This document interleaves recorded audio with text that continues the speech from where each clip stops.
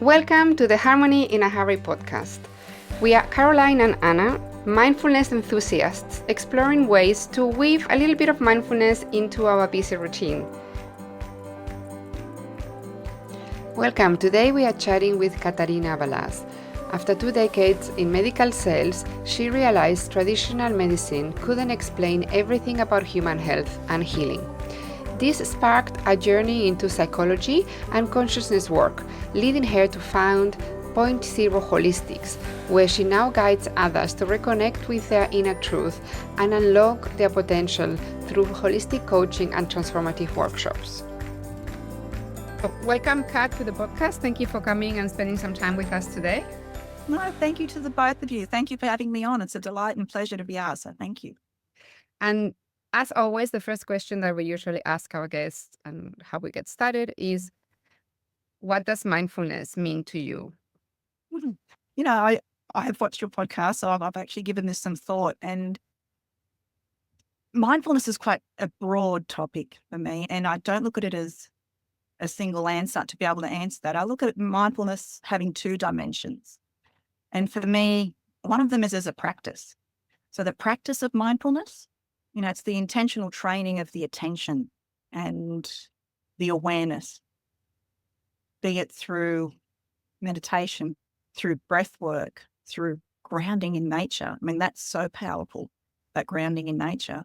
But it helps us notice what's happening around us without judgment. So to not be judgmental. And over time, that practice ripens and creates a state of being.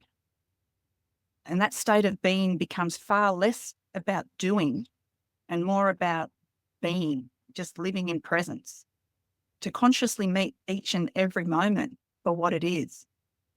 And be it a moment of joy, be it just a standard ordinary moment, or be it a moment that is quite challenging and difficult, but to meet it with openness and stillness.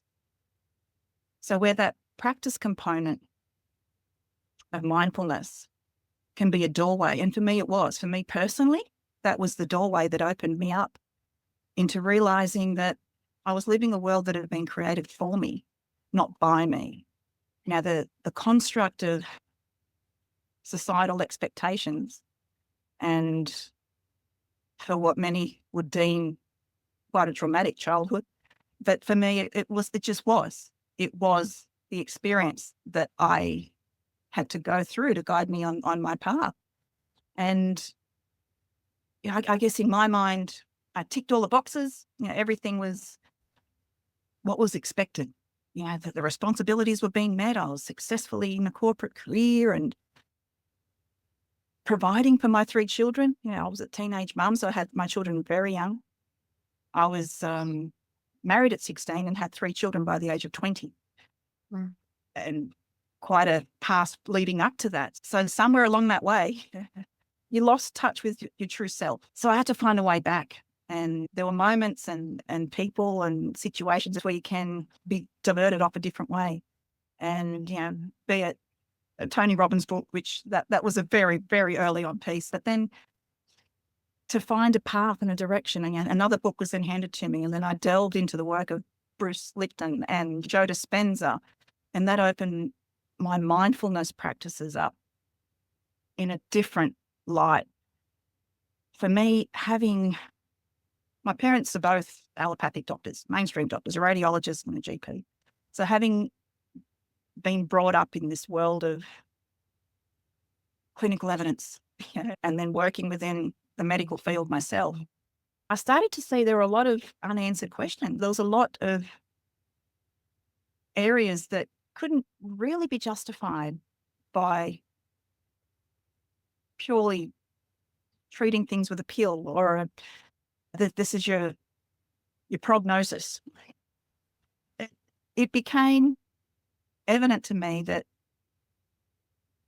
there were other ways. There was more to this life. And whenever I would practice my mindfulness, and be it in breathing or in meditation, or for me, nature is a big component. It's just such an important factor that we so easily get pulled away from, and that we forget to connect to nature and connect to ourselves. And that state of being, it's less about what I do, but more about who I am. And that's what has been important to me along the way, is reminding myself to meet each moment with openness. So, do you have a regular specific practices that you do to start the day or throughout the day to help you stay centered? Yeah, for me, nature is a huge component. I do meditate as well, but I don't make it a dogma. If for whatever reason I have to miss it one day, that can create a lot of dysregulated harmony in my body, which I don't like. But for me, everyday nature is on the cards. It's whether it's just walking out on the grass, playing with the dogs. So I will try to get to the beach and watch the sun come up. Those first rays of sun can be so powerful and glorious to elevate and release the positive hormones in our body. And to be greeted by the sun every morning and to do a yoga stretch or pose and bring that energy and light in and allow it to absorb and infuse ourselves. And then getting into the water, because water is such a huge part of our existence, and that's something that I think a lot of people may not overly be aware of. We have such a huge impact on our physical existence and our biology just merely by the practices that we do every day. Where the people you surround yourself with, the words that you hear, the books that you read, the movies that you watch, all play a part in how we feel and our being. And that is huge when you see so many people put themselves into a state of unnecessary stress. And as we're aware, those high levels of stress and expectation put us into that fight or flight cortisol response, where there is no creativity in that space. You cannot be in a creative space, nor can you listen to your inner voice, your inner knowing, that intuition that lies within. So how do you go from working in the corporate medical system to be a holistic counselor? What was the pathway to get you there? That probably led back to when I was studying psychology. Now, during my psychology studies, I started to see so many gaps. Once again, for me,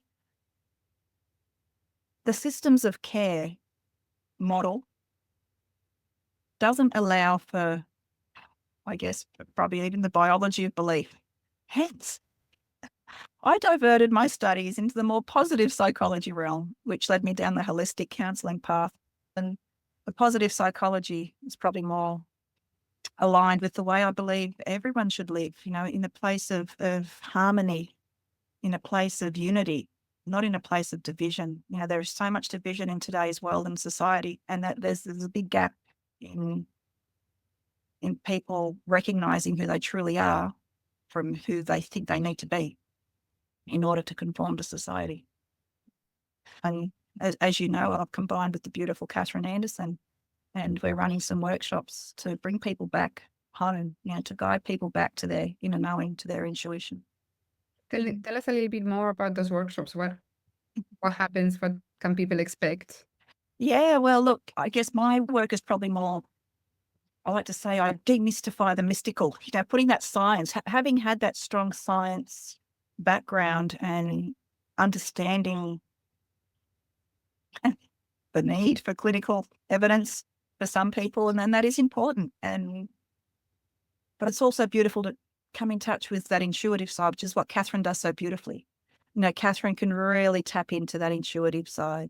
So to be able to have both sides of this beautiful work that has the same meaning, but truly looking at coming back home to you, to who are you? And if we can quieten all that noise around you and bring you out of that heightened nervous response of fight or flight.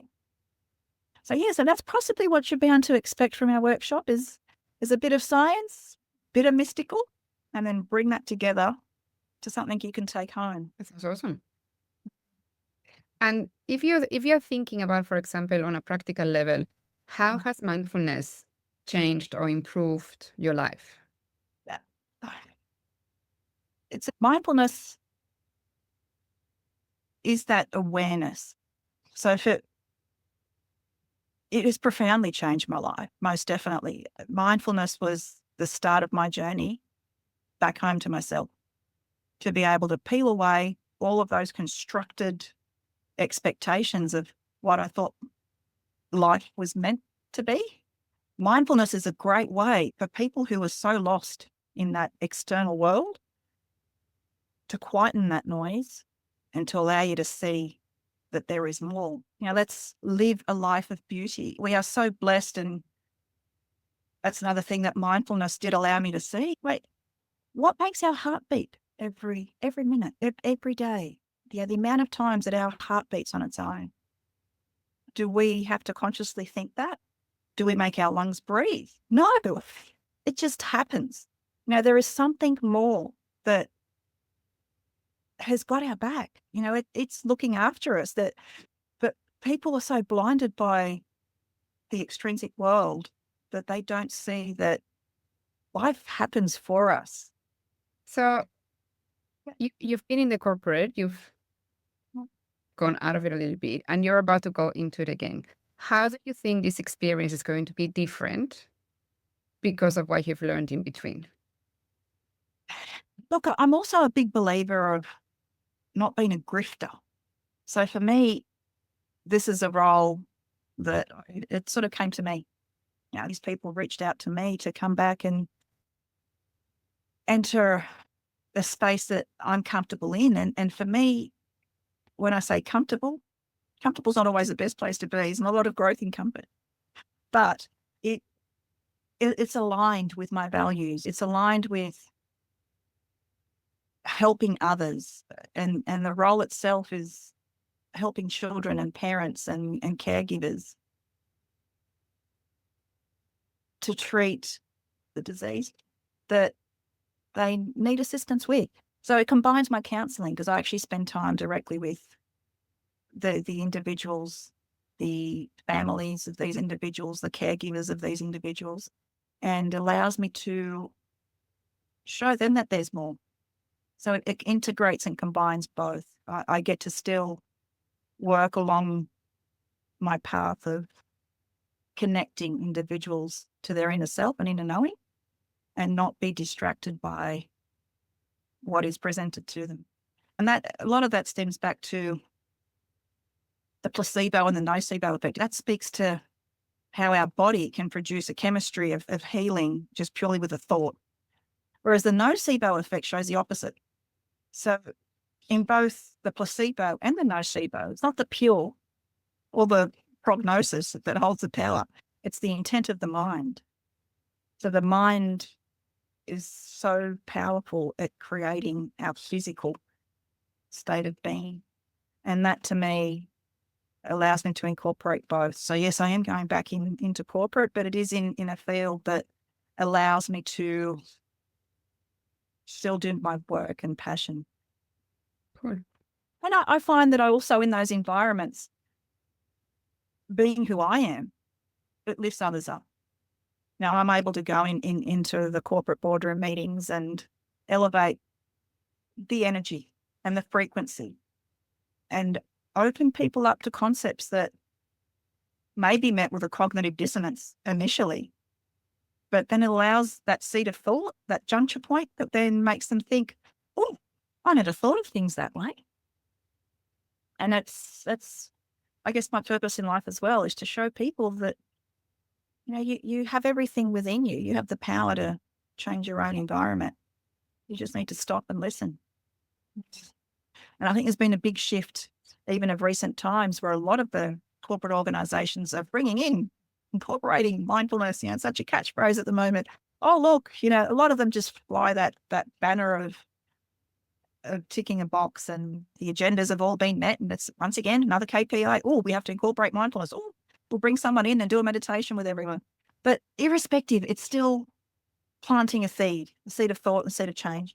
And if I can have that ripple effect within another company, then that's going to be beautiful. So if I can bring some awareness to people, and awareness for me is probably the core of mindfulness, is awareness.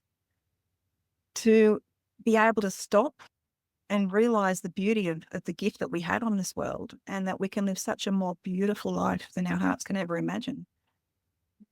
I was just thinking before, a few years ago when I was working in recovery, had this patient come in and she was in absolute agony, and they brought her in specifically to wait for an anaesthetist to come out to then do a block on her 'cause she was just out of control with pain. And so they wouldn't give her anything while she was waiting. So everyone there knew what I do for that. So I went in there with her and I just worked with her on my own and did a breathing sequence, because quite often over the years I've sort of guided patients with meditation and breathing just to help them calm themselves down, but also if they need to not focus on where they are so they can just rest. Do you know what I mean? Anyway, so I just kept working with her for probably about 45 minutes. And before the anaesthetist did what he had to do, her pain was nearly gone. The mind, we have such like inherent power within ourselves that you can really create change with your mindset. You can talk yourself up to stress, you can talk yourself down to stress. You can do a lot to manage pain, you could do a lot to bring pain. There's just so much that you can do. And I'm not saying it's obviously going to work for everyone, don't get me wrong. A lot of it is your belief system and your mindset and the work and effort that you put in to your body, and feeling that in your body, finding that center within yourself, getting yourself there, and then following that through with the work. And look, there's so much evidence. Once again, it comes back to people needing to have that evidence.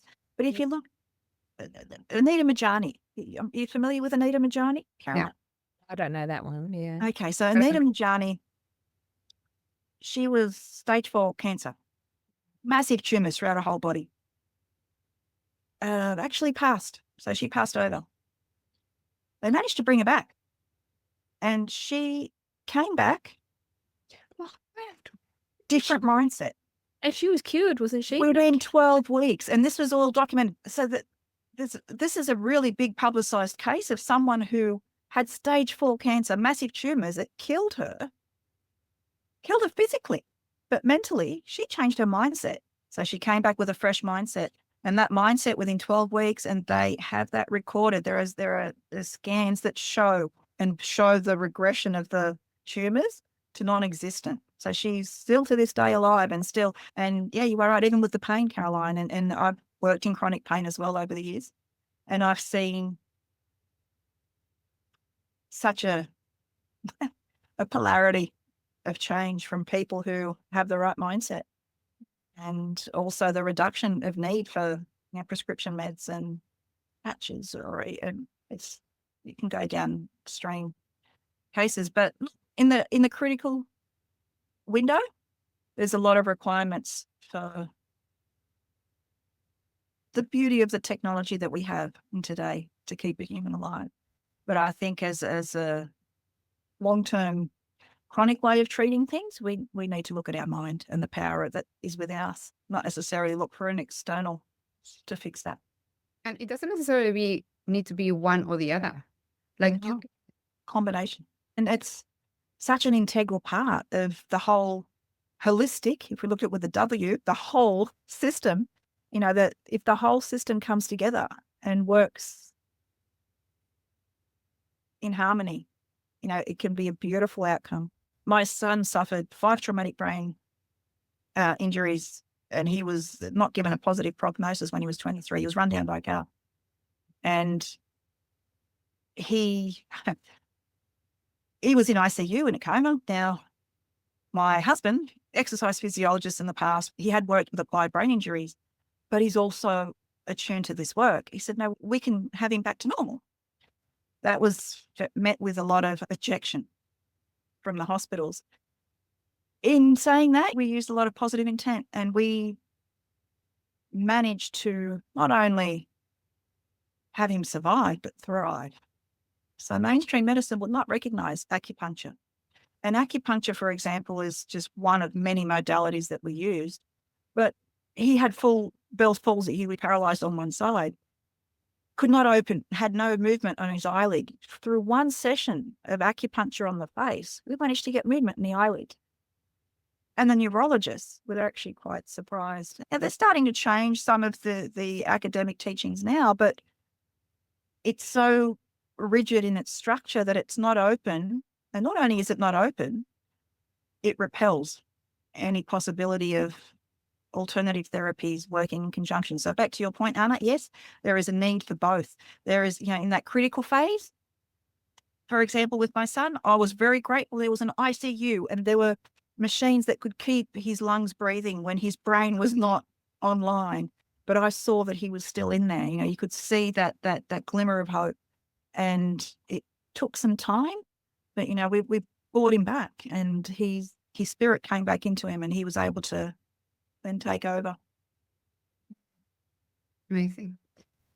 Is there anything that we haven't touched on? Any recommendation you would have for someone that is starting to look at mindfulness as something they want to implement, but they're not quite sure how to go about it?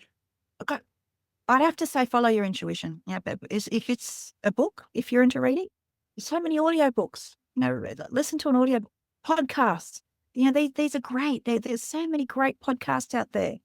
So some go for 2 to 3 hours if you have that amount of driving to do to get to your destination, which quite often I do, considering I cover a large distance. But yeah, podcast, books, do a meditation, but something so simple as breath work.